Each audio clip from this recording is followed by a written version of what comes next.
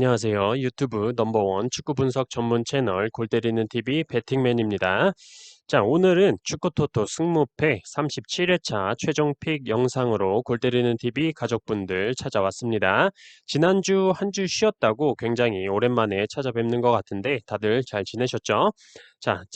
잘 지내셨을 거라고 생각을 하고 오늘 최종픽 영상 시작하기 전에 멤버십 분들과 승무패가 없는 동안에 밴드 토론방에서 프로토 공유도 하고 많은 분들이 적중도 하시고 저도 소액이지만 연승도 했었는데 기가 막히게 이번 한국 대 레바논 경기에 마인승 프로토 갔다가 개 털렸습니다. 정말 대한민국 경기는 프로토만 갔다 하면 기가 막히게 좀 병신짓을 해서 저희 마음을 좀 후벼 파는데 대한민국 축구는 계속 병신짓을 하는데 대한민국의 국민으로서 이 국뽕을 항상 넘어서지를 못하고 개털리는 것 같습니다. 앞으로 좀 대한민국 경기는 좀 프로토 자제를 해야 될 것 같아요. 자, 그리고 썸네일에서 보셨듯이 이번 주 축구토토 승무패 37회차 제가 생각해도 좀 이 경기를 이변으로 본다고라고 할 수 있을 정도로 조금 이변 경기들을 잡아봤습니다. 물론 위험성이 큰 경기이기 때문에 멤버십 분들께만 공유를 드릴 예정이고 위험도가 큰 만큼 적중을 했을 때는 좀 독식으로 갈 수 있는 길이 될 수 있지 않을까 생각합니다. 자, 오늘 축구토토 승무패 37회차 8경기 전체 공개로 공유를 드릴 예정이고 6경기는 멤버십 분들 전용으로 커뮤니티에 최종픽 이미지 영상에 띄워놓고 말씀을 드릴 예정입니다. 그리고 멤버십 가입 문의 주시는 분들과 밴드 가입 문의 주시는 분들은 제가 업로드한 영상 중에 골 때리는 TV 멤버십 가입 방법 알려드리겠습니다 라는 제목의 영상을 시청을 해주시면 감사하겠습니다. 한두 분이 물어보시는 게 아니기 때문에 제가 다 답변을 드릴 수가 없어서 영상을 좀 참조해달라는 점 양해 부탁드리겠습니다. 자, 마지막으로 프리미어리그는 제가 선택한 내용을 말씀드린 후에 마지막에 좀 경기별 주심의 특이점을 말씀을 드릴 건데 라리가의 경우는 승무패, 라리가에 들어온 모든 심판이 지난 시즌에 홈팀이 역배당을 받고 홈팀이 승리한 주심이 없었다라는 거 외에는 딱히 말씀드릴 특이사항이 없었기 때문에 라리가의 주심 언급은 추가적으로 하지 않겠습니다. 자, 그러면 축구토토 승무패 37회차 제가 선택한 최종픽 말씀을 드려보는 시간 가져보기 전에 골때리는 TV 가족분들 좋아요 눌러주시고 처음 오신 분들께서는 구독 눌러주시고 좋아요 눌러주시면 감사하겠습니다. 누르셨으면 시작해보도록 하겠습니다. 자, 1번 경기 크리스탈 팰리스 대 토트넘. 자, 크리스탈 팰리스는 2무 1패로 아직까지 개막하고 승리가 없습니다. 사실 웨스트햄과의 경기에서도 득점에 대한 기대가 없었는데 갑자기 크리스탈 팰리스의 코너 갤러거 선수 컨디션이 빨딱쓰면서 멀티골을 기록을 했죠. 그러면서 무승부가 떴는데 그때 당시에 분석 내용을 말씀드릴 때 모든 면에서 웨스트햄이 우세하다고 보이지만 다만 한 가지 걸리는 건 크리스탈 팰리스와의 상대 전적이 의외로 무승부가 많았다는 점을 말씀을 드렸었는데 무승부 이변이 떠버렸죠. 자, 그렇게 볼 때 일단 크리스탈 팰리스와 토트넘의 상대 전적 크리스탈 팰리스 기준 1승 2무 7패로 토트넘이 굉장히 우세하다고 보여지죠. 그리고 현재 토트넘이 3승으로 프리미어리그 1위를 기록 중입니다. 자, 그렇다면 토트넘이 이 경기 쉽게 가져갈 수 있을 거라고 생각해 볼 수도 있겠지만 다들 아시다시피 주축 선발 자원인 수비수 다빈손 산체스, 미드필더 올리버 스킵, 공격의 베르바인, 손흥민 선수까지 출전이 불투명합니다. 주축 자원이 4명이 빠졌고 이 외에도 로테 자원인 로셀소, 로메로 선수까지 출전이 불가하기 때문에 토트넘의 타격이 크다라고 말씀을 드릴 수가 있고 해리 케인 선수가 영국 국가대표로 많은 활약을 펼치고 오긴 했지만 주축 자원들이 빠진 상황에서 좀 고립이 될 가능성이 크다고 보여집니다. 크리스탈 팰리스 자체가 수비시에 많은 인원들이 수비에 가담하기 때문에 돌파 자체도 잘 안 될 거라고 생각되고 돌파가 안 되면 중거리 슛 때리면 되지라고 생각할 수도 있겠지만 아까 말씀을 드렸다시피 수비에 가담하는 인원 자체가 많기 때문에 중거리 슛 때려봐야 크리스탈 팰리스 수비 몸뚱아리에 맞는 상황이 많이 나올 것으로 보여집니다. 또한 크리스탈 팰리스가 아무리 토트넘의 주축 자원들이 빠졌다 하더라도 공격은 아직까지 좋다고 볼 수가 없고 토트넘의 수비적인 측면으로는 산체스 선수의 부재가 있지만 충분히 보완이 가능할 것으로 보여지기 때문에 크리스탈 팰리스의 승리는 선택하기가 힘들다라고 생각이 듭니다. 저는 그래서 이 경기 크리스탈 팰리스의 무합의 투픽이면 패스할 수 있지 않을까 생각하고 있지만 과감하게 단통 무승부로 선택을 해보도록 하겠습니다. 이 경기의 주심 모스 주심으로 지난 시즌 11승 4무 10패를 기록한 심판으로 무승부 비율이 많지는 않았었네요. 자, 이번 경기 아스날 대 노리치. 자, 아스날. 자, 엿됐죠? 엿됐습니다. 이적 시장에서 2천억이 넘는 돈을 처발르고 지금 리그 시작하고 3전 3패. 0득점에 9실점, 리그 꼴찌를 기록하고 있죠. 아르테타 언제 잘리냐? 어떤 감독이 오냐? 말이 왔다 갔다 하고 있는 상황인데 사실 브랜드퍼와의 경기에서는 주축 자원들이 많이 빠졌었고 첼시와의 경기에서는 뭐 상대가 첼시니 질 수밖에 없었죠. 그리고 맨시티와의 경기에서는 그라니트 자카 선수가 전반전에 퇴장을 당하는 바람에 이건 뭐 경기를 뭐 거의 포기했었죠. 팬들도 포기하고 쌍욕하면서 경기장 나가버리고 오바메양, 부카요 사카, 웨데가르드 선수도 다 빼주면서 차라리 체력이라도 아껴라 그 느낌이었습니다. 이런 상황에서 아스날이 홈에서 노리치를 만나게 되는데 저는 이 경기만큼은 아스날이 충분히 승리할 거라고 생각을 하고 당연히 그래야 된다고 생각을 하고 있습니다. 아스날의 중원 자원들의 이탈이 많긴 하지만 오히려 중원의 웨데고르 선수가 살아날 수 있는 기회가 될 수 있을 거라고 생각을 하고 또한 아스날이 홈에서 노리치를 상대로 맞대결 전적에서 압도적이기 때문에 이 경기 만약에 무승부라도 나온다면 아르테타 감독은 짤없이 바로 잘리게 될 거고 선수들은 팬들한테 물병 쳐맞고 난리 날 경기이기 때문에 사생결단으로 아스날은 무조건 승리해야 된다라고 생각을 하고 저는 이 경기 아스날의 단통승 선택을 했습니다. 이 경기의 주심은 올리버 주심으로 지난 시즌 9승 3무 17패로 무승부 비율이 많지 않았던 주심 중에 한 명이네요. 자, 4번 경기 레스터 시티 대 맨시티. 자, 이 경기는 레스터 시티의 무합의 투픽으로 선택을 한 경기입니다. 주중에도 말씀을 드렸듯이 레스터의 단통 패를 예상했던 경기였는데 레스터 시티의 최근 경기력이 그렇게 좋다고 보여지지 않고 뭐 예전에는 뭐 메디슨 선수가 굉장히 잘한다 했는데 이번 시즌 메디슨은 좀 말 그대로 이름 그대로 약 처방을 좀 받아야 될 것 같은 플레이를 보여주고 있고 사실상 제이미 바디 말고는 공격에서 풀어줄 만한 선수가 보이지를 않습니다. 아요세 페레즈 선수도 퇴장 징계로 출전이 불가하기 때문에 제이미 바디 선수가 아무리 맨시티를 상대로 골을 자주 넣었다 하더라도 주전 수비 자원들이 박살난 상황에서 경기 운영이 힘들지 않을까 생각합니다. 자, 맨시티도 지금 결장자들이 많긴 한데 가장 큰 문제는 골키퍼인 것 같습니다. 에메리슨 골키퍼와 잭 스테판 선수가 출전을 하지 못하면서 기사가 떴죠. 기사가 떴는데 흰머리 지긋한 스컷 카슨 골키퍼를 선발로 써야 한다면서 사진을 이딴 걸 써 올려놨더라고요.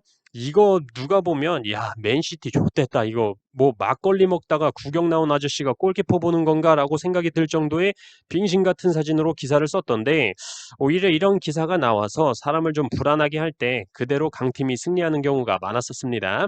이렇게 생겼어도 사실 37살 골키퍼 37살이면 그래도 할만합니다. 그리고 맨시티에서 남겨두고 있는 이유가 있다고 생각을 해요.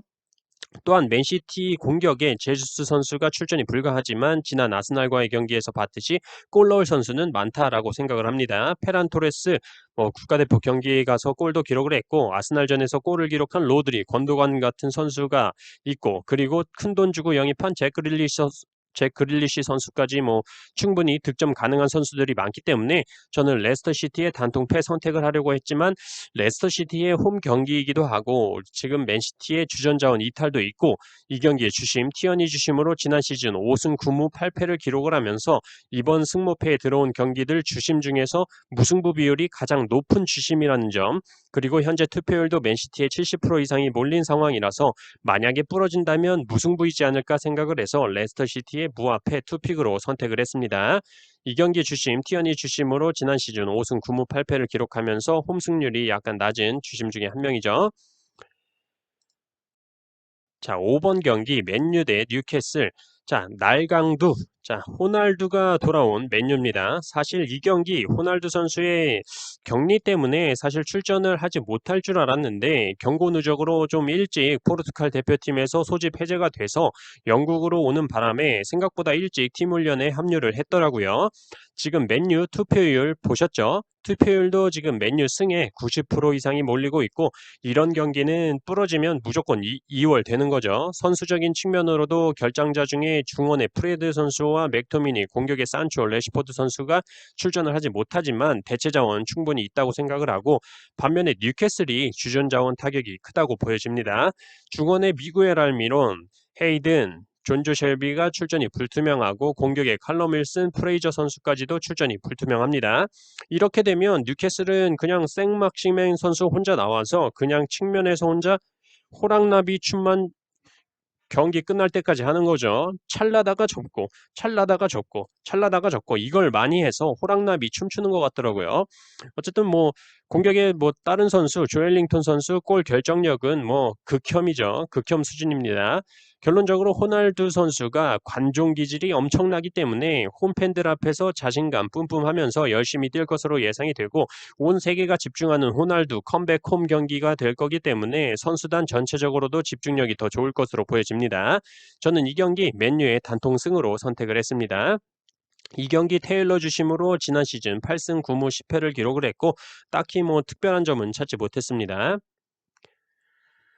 자, 7번 경기 와포드 대 울버햄튼. 저는 이 경기 울버햄튼이 이제는 승리할 때가 됐다라고 생각하는 경기입니다. 울버햄튼이 지금 레스터 시티를 상대로 1대0 패배, 토트넘을 상대로 0대1 패배, 맨유를 상대로 0대1 패배를 기록을 했는데 경기를 보신 분들은 아시겠지만 패배할 경기가 아니었습니다. 오히려 경기는 주도를 했지만 마무리가 항상 골키퍼 선방이나 좀 0점이 그지같이 잡히면서 패배를 하는 모습이었는데 전력상으로 충분히 울버햄튼이 무승부 이상은 거둘 수 있는 경기력이라고 생각을 합니다.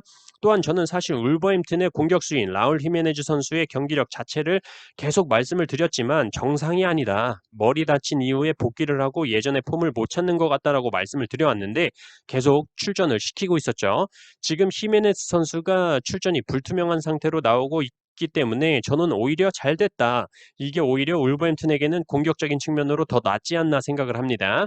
와포드가 20년 1월에 가장 최근 경기에서 홈에서 2대1로 울버햄튼을 상대로 승리를 거두긴 했지만 그때 당시 골을 기록했던 데올로페오, 두쿠레 같은 선수들이 다른 팀으로 이적을 한 상태이기도 하고 와포드가 울버햄튼을 상대로 2연승을 거둔 적이 없기 때문에 더더욱 와포드의 승은 생각이 들지 않습니다. 현재 울버햄튼의 경기력이 홈과 원정에서 꾸준한 모습을 보여주고 있다는 점을 볼 때 저는 와포드의 단통패로 선택을 했습니다. 이 경기에 주신 뱅크스 주심으로 지난 시즌 6승 3무 6패를 기록을 했고 좀 정배 비율이 높은 주심 중에 한 명이네요.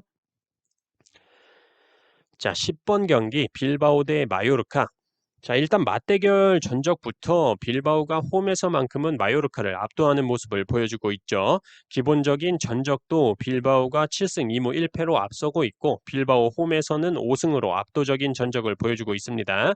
이번 경기의 주전 자원의 이탈도 양팀 모두 거의 없다고 볼 수 있고 사실 우리 이강인 선수가 마요르카로 이적을 했기 때문에 조금은 관심이 많이 가는 경기이긴 하지만 실질적으로 빌바오를 상대로 마요르카가 원정에서 승리를 하기는 어렵다고 생각을 하고 있습니다.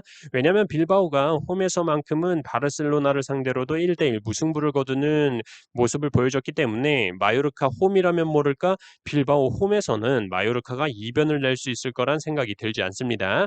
저는 그래서 이 경기 빌바오의 승과 무 투픽이면 안전하게 패스할 수 있을 거라고 생각을 해서 빌바오의 승과 무 투픽으로 선택을 했습니다. 자, 12번 경기 오사수나 대 발렌시아. 뭐 이 경기 오사수나가 왜 정배당인지는 사실 이해가 가지 않는 경기입니다. 물론 오사수나가 홈에서만큼은 발렌시아를 상대로 2승 2무로 좋은 전적을 보여주고 있긴 하지만 이번 시즌 아직까지 홈에서 득점이 없는 오사수나입니다. 물론 실점도 없기 때문에 2무를 기록하긴 했지만 상대가 에스파뇰과 셀타비고 현재 하위권을 차지하고 있는 팀들이라는 점과 결과적으로 필드골이 엄청 안 나오고 있는 걸로 볼 때 발렌시아를 상대로 갑자기 뭐 골을 잘 넣는다는 생각이 들지를 않고 반대로 발렌시아의 경우는 미들 자원인 솔레르 선수가 굉장히 폼이 좋고 좋고 공격에서도 체리셰프, 막시 고메즈, 게데스 선수가 있기 때문에 오사수나보다는 공격적으로 훨씬 좋다라고 보여집니다. 하지만 발렌시아가 매년 보여주고 있긴 하지만 원정만 갔다 하면 애새끼들이 비응신이 돼서 헛짓거리하는 경우를 많이 보여줬기 때문에 무승부를 안 가져갈 수는 없다고 생각을 합니다. 그래서 저는 이 경기 오사수나의 무와 패 투픽으로 선택을 했습니다.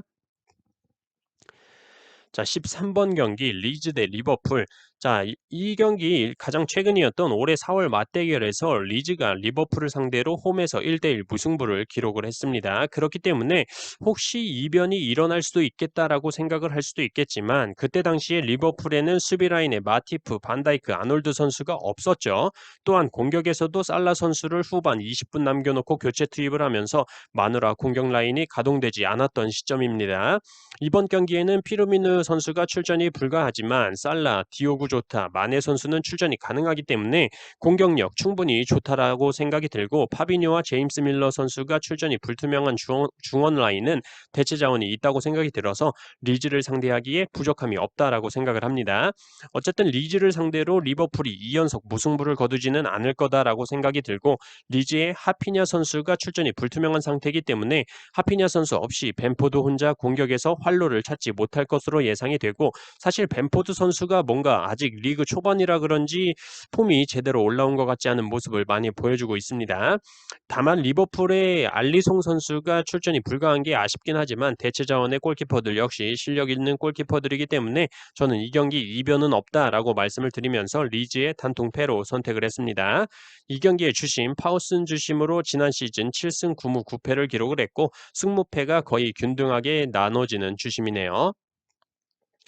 자, 이렇게 축구토토 승무패 37회차에 들어온 8경기에 대해서 말씀을 드려봤고 이어서 멤버십 분들께는 나머지 6경기에 대한 저의 최종 픽 추가로 커뮤니티에 영상 업로드 해드릴 테니까 참고하셔서 좋은 결과 있으셨으면 좋겠습니다. 이번 한 주도 너무 고생 많으셨고 저는 다음 영상에서 인사드리도록 하겠습니다. 이상입니다.